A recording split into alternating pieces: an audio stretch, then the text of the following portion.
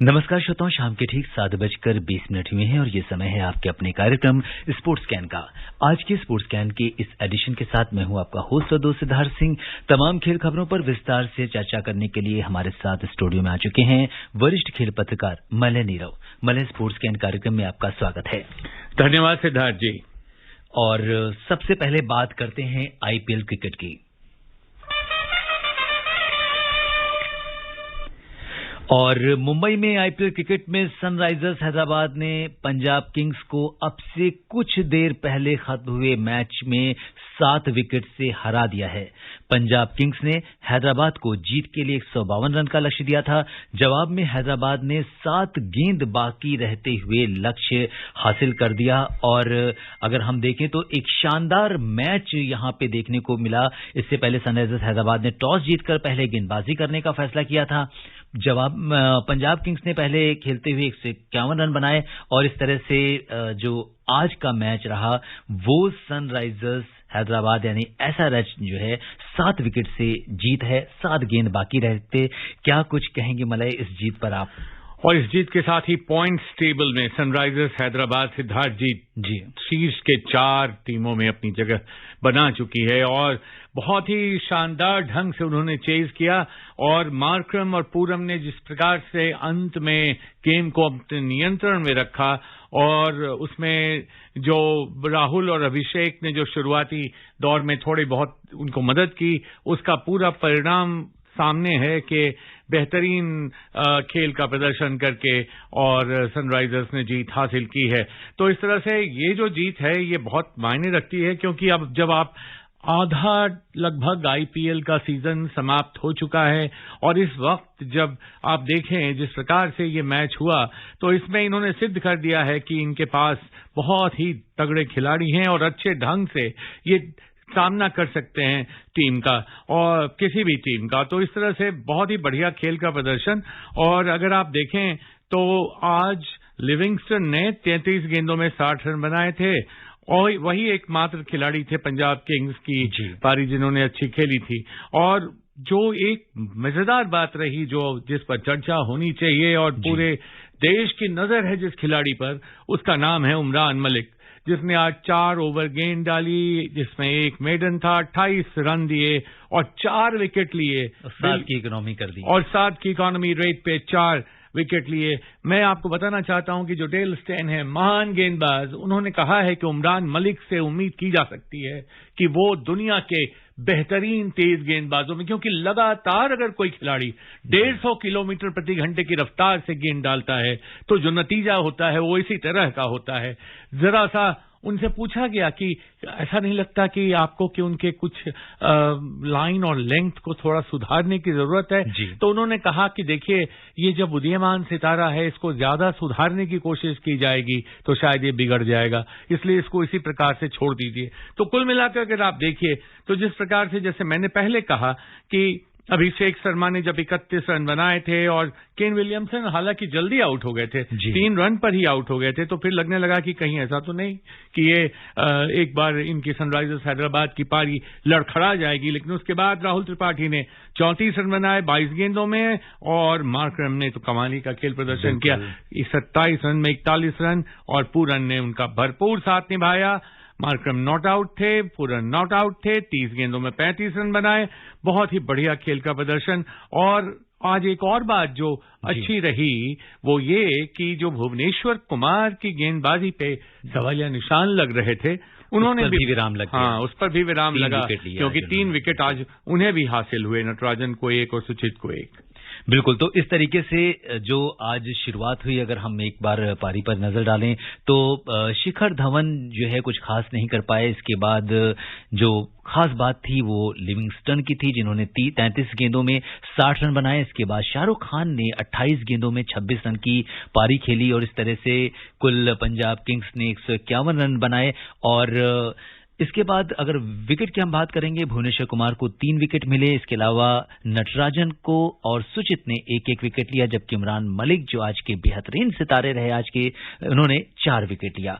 अगर सनराइजर्स हैदराबाद की बल्लेबाजी की हम बात करें तो अभिषेक शर्मा ने शानदार शुरुआत की, 31 रन बनाए 25 गेंदों में और उसके बाद उनका साथ दिया राहुल त्रिपाठी ने, जिन्होंने 22 गेंदों में 34 रन की पारी खेली। इसके अलावा मार्करम ने 27 गेंदों में 41 रन बनाए और निकोलस पूरन जो हैं उन्होंने 30 गेंदों में 35 रन बनाकर जो है ये विजय, शानदार विजय हासिल की है। अगर गेंदबाजी पर अगर नजर डालें तो यहां पे रबाडा को 1 विकेट मिला है। इसके अलावा राहुल चाहर जो है वो 2 विकेट हासिल करने में कामयाब रहे। लेकिन कहीं ना कहीं क्या समझते हैं कि क्या कुछ रहा ऐसा एसआरएच के पास जो हैदराबाद ने इतनी बड़ी जीत हासिल की?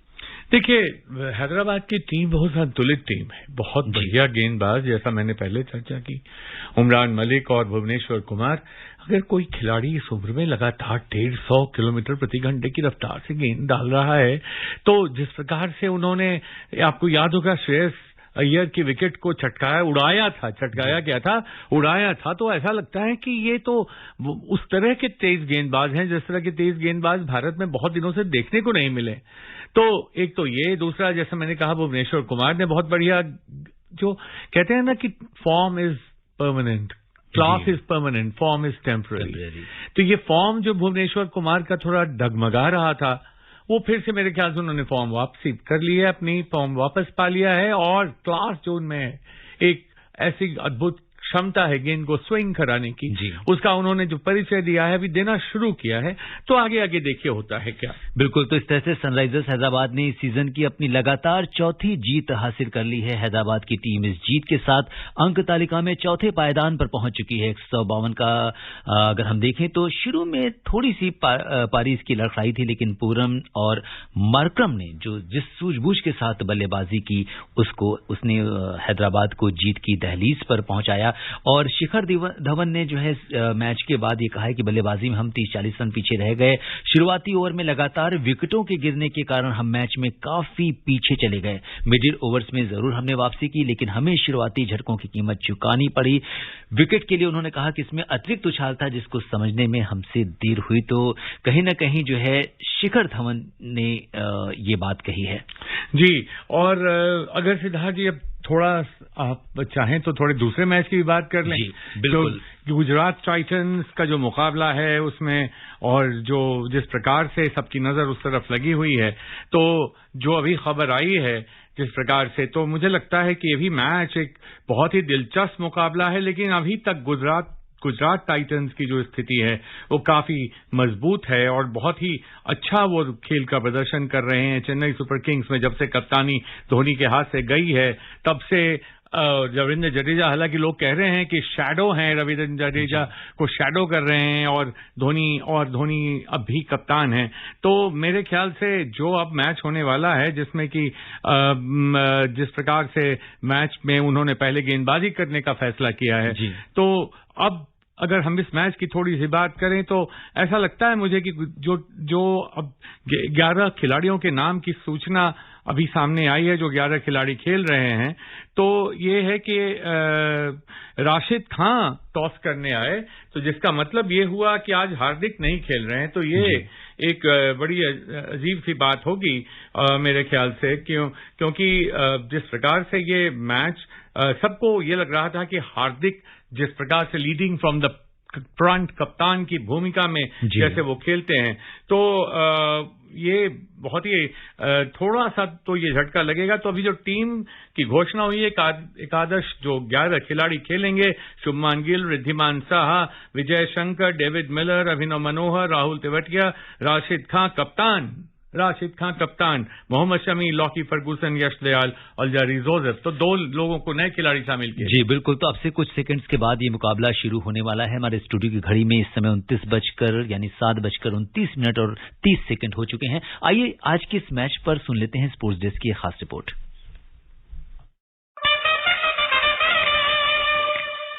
इस समय सभी क्रिकेट प्रेमियों की निगाहें पुणे के एमसीए स्टेडियम में लगी हैं, जहां गुजरात टाइटंस का मुकाबला चेन्नई सुपर किंग्स से हो रहा है। सीएसके की टीम आईपीएल के इस सत्र में पहली बार पुणे में खेलेगी। पिछले मैच में आरसीबी के खिलाफ मिली जीत से चेन्नई का हौसला बढ़ा है। वहीं हार्दिक पांड्या की टीम आईपीएल में लगातार शानदार प्रदर्शन कर रही है। आईपीएल में नई टीम गुजरात टाइटंस ने अब तक बेहतरीन प्रदर्शन किया है। टीम ने 5 मैच खेले हैं, जिनमें 4 जीते और 1 हारा है। अंक तालिका पर नजर डाली जाए तो 8 अंकों अंकों के साथ गुजरात शीर्ष पर कायम है। वहीं दूसरी तरफ चेन्नई सुपर किंग्स की शुरुआत इस सीजन में काफी खराब रही। सीएसके को लगातार 4 मैचों में पराजय झेलनी पड़ी, लेकिन पिछले मैच में आरसीबी को हराने के बाद टीम के हौसले में इजाफा हुआ है। फिलहाल सीएसके 2 अंकों के साथ अंक तालिका में 9वें स्थान पर है। देखना दिलचस्प होगा कि आज का दिन किस टीम के नाम रहता है। Athar Saeed, sports cap. बिल्कुल, जिस तरीके से गुजरात ने इस बार डेब्यू किया है और डेब्यू करने के साथ ही जिस तरीके से वो टीम अपना दबदबा बना रही है पूरे आईपीएल में, तो मुझे लगता है कि काफी मजबूत टीम है। वहीं दूसरी तरफ सीएसके जो है वो थोड़ा सा कहीं ना कहीं उसका मामला डामाडोल है। और इस बीच अगर हम देखें तो मैच शुरू हो गया है। ऋतुराज गायकवाड़ और रॉबिन उथप्पा जो है वो मैच की चेन्नई की पारी जो है वो शुरुआत कर रहे हैं। तो इस मैच में आपको क्या लग रहा है कि जिस तरह से गुजरात वो अपने फुल फॉर्म में है और जिस तरह से जीत का बिगुल वो बजा रही है, क्या आज भी ये उसकी जो जीत है वो कायम रह पाएगी? देखिए, थोड़ी सी समस्या तो होगी, क्योंकि हार्दिक पांड्या के अलावा कहा जा रहा था कि गुजरात में कोई अच्छा बैटर, अच्छा बल्लेबाज नहीं है। लेकिन अब हार्दिक पांड्या ही इस मैच में नहीं खेल रहे हैं। अगर आप कागज पर देखें, बात करें, तो गुजरात टाइटंस बहुत अच्छी टीम नहीं दिखती थी।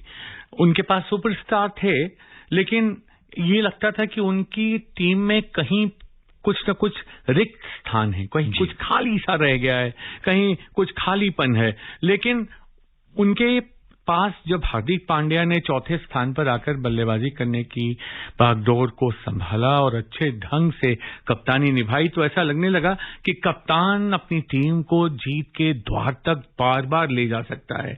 और इसी प्रकार से कहा जाता था कि भाई ये पांड्या अकेले शीट एंकर का रोल प्ले कर सकते हैं, लेकिन आज तो वो नहीं है। और उसके बाद फिर ये हुआ कि और कौन खेलेगा उनके साथ, और कौन उनका साथ दे सकता है।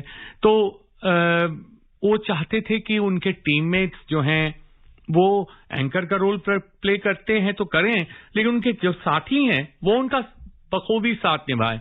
और क्यों ना निभाएं, जब उनकी टीम में राहुल तेवतिया हो, शुभमान गिल हो, अभिनव मनोहर हो और मिलर हो, तो ये लोग जब सामने हो, और तो क्यों नहीं उनको वो टीम में साथ निभाएं। और वो सब मिला के अगर आप देखा जाए तो टाइटंस की टीम काफी मजबूत टीम दिखती थी। लेकिन जहां तक चेन्नई सुपर किंग्स का सवाल है, तो चेन्नई सुपर किंग्स की टीम में रविंद्र जडेजा की कप्तानी के बाद अगर कोई टीम 1 मैच जीतती हो, 3 मैच हारी हो, तो कंधे पहले से ही झुके रह जाते हैं। तो अब ऐसा देखने को मिल रहा है कि रविंद्र जडेजा कप्तान के रूप में काफी टफ खिलाड़ी के रूप में सामने उभर कर आए हैं। लेकिन कुल मिलाकर अगर आप देखें तो बहुत ही एक सवाल जो सबके मुंह पे है और जिस पे बहुत कुछ निर्भर करेगा, वो ये कि क्या ऋतुराज गायकवाड़ दोबारा अपना फॉर्म वापस पा सकते हैं। बिल्कुल पा सकते हैं, अच्छे खिलाड़ी हैं, लेकिन कब। और टाइटंस की अगर हम बात करें तो वो उनको टॉप ऑर्डर में अपनी अलग चिंताएं हैं। मैथ्यू वेड गायकवाड़ के ठीक पीछे, और बहुत अच्छी एवरेज नहीं रही है, 13.6 की एवरेज रही है, और इस प्रकार से स्ट्राइक रेट भी उनका बहुत नहीं रहा है। तो कुल मिलाकर अगर आप इधर दूसरी टीम की बात करें तो रॉबिन उथप्पा है। और यहाँ पे एक चीज और है कि गुजरात टाइटंस ने जो 2 खिलाड़ियों को, अलजारी जोसेफ और रिद्धिमान साहा, 2 खिलाड़ियों को अपनी टीम में मौका दिया है। और आज का मैच इसलिए भी खास है कि राशिद जो है आईपीएल में पहली बार कप्तान की भूमिका निभा रहे हैं। उप कप्तान से कप्तानी सौंपी गई है, तो बड़ा मतलब अहम मैच जो है वो इस समय जारी है। देखिए, कुछ ही समय पहले मैं सुन रहा था कि कहा जा रहा था कि ऐसा क्यों है कि कोई व्यक्ति राशिद के बारे में बात नहीं कर रहा है। और राशिद, ऐसा नहीं है कि उन्होंने कप्तानी नहीं की है, पहले उन्होंने कप्तानी की है, और आईपीएल टीम की कप्तानी के बारे में उनका जो अनुभव है वो भी बहुत अच्छा है। लेकिन ये तो बात जरूर है ना कि जब आपका एक स्टैब्लिश्ड, स्थापित खिलाड़ी जो वहां मैदान पर डटा रहता है, टिका रहता है, जब वहां नहीं हो, तो कुछ न कुछ समस्याएं तो हो ही जाती हैं। तो लेकिन टीम में फिर भी आप देखें तो कई ऐसे खिलाड़ी हैं, स्टीवन फ्लेमिंग ने जैसे कहा कि कई ऐसे खिलाड़ी हैं जो बहुत अनुभवी खिलाड़ी हैं, तो अनुभव कहीं ना कहीं तो काम आता ही है। और जैसा मैंने शुरू में कहा था कि जब एक खिलाड़ी जमाया अनुभवी खिलाड़ी होता है तो भले ही उसका फॉर्म बहुत अच्छा नहीं हो, लेकिन उससे आप अच्छे खेल की उम्मीद कर सकते हैं। बिल्कुल, तो देखना दिलचस्प होगा कि आज का दिन किस टीम के नाम रहता है। और अब बात करते हैं हॉकी की। हरियाणा ने तमिलनाडु को हराकर हॉकी इंडिया सीनियर पुरुष राष्ट्रीय चैंपियनशिप का खिताब जीत लिया है। हरियाणा ने शूटआउट में तमिलनाडु को 4-2 से हराया। तो आज का ये बड़ा क्रूशियल मैच था और इसका फैसला शूटआउट में हुआ है। क्या कुछ कहेंगे मलय? देखिए, 11 साल बाद इसी भोपाल में दोबारा चैंपियन बनी है हरियाणा की टीम जी। और इस पेनाल्टी शूटआउट में हरियाणा ने अतिरिक्त गोलकीपर मयंक शर्मा को उतारा था और मयंक ने ये जीत हासिल कराई, जीत दिलाई अपनी टीम को। बहुत ही बढ़िया प्रदर्शन गोलकीपर के रूप में, जिस तरह से उन्होंने पेनाल्टी शूटआउट में बिल्कुल लोहे की दीवार की तरह सामने खड़े होकर जिस तरह से गोल बचाए और हरियाणा को विजय द्वार तक पहुंचाया। गोलकीपर की बहुत अच्छी भूमिका रही यहां पे और निर्धारित समय में दोनों टीमें 1-1 से बराबरी पर थीं, फैसला नहीं हो पाया था। तो ऐसे में हरियाणा की टीम 11 साल बाद राष्ट्रीय चैंपियन बनी है और ये बहुत अच्छी बात है, बहुत ही खुशी की बात है। और जिस तरह से उन्होंने उनके गोलकीपर ने आज प्रदर्शन किया है वो भी काबिल तारीफ। बात करते हैं फुटबॉल की। संतोष ट्रॉफी फुटबॉल प्रतियोगिता में ओडिशा और कर्नाटक के बीच मैच 3-3 गोल से बराबरी पर रहा और ये काफी क्रूशियल मैच था। 3-3 गोल से बराबरी पर रहा और आज रात 8 बजे मंजेरी में मणिपुर का सामना पिछली बार की विजेता सर्विसेज से होने वाला है। तो सबसे पहले और इससे पहले मेजबान केरल ने राजस्थान को 5-0 से हराकर शानदार मैच की शुरुआत की थी। तो सबसे पहले बात करते हैं ओडिशा और कर्नाटक के बीच जिस तरह का आज मैच हुआ, इस पर आप क्या कहेंगे? देखिए, पहली बात तो ये है कि संतोष ट्रॉफी की चमक जो फीकी पड़ गई थी, इतना बड़ा टूर्नामेंट, उस चमक को वापस दिलाने के लिए जिस प्रकार से केरला ने लीड ली है, केरला ने सामने बढ़ के टूर्नामेंट को आगे बढ़ाने का जो फैसला किया है। तो अब कल जब टूर्नामेंट शुरू हुआ, हम लोग आपस में बैठकर कुछ लोग बात कर रहे थे, खेल पत्रकार, कि क्या हो गया, आखिर संतोष ट्रॉफी को क्यों ग्रहण लग गया, अब क्या हुआ इसमें, क्यों नहीं ट्रॉफी में देखने में। लेकिन कल जब मैच हुआ तो मल्लापुरम के स्टेडियम पे लोगों की नजर गई तो सब दंग रह गए। 30,000 लोग मैच में फाइनल के पहले मुकाबले में वहां थे जब राजस्थान ने पर केरला ने 5-0 की रिकॉर्ड जीत हासिल की। और आज जो मैच हुआ बड़े कांटे की टक्कर है दोनों में के बीच में 3-3 से बराबरी पर मैच रहा।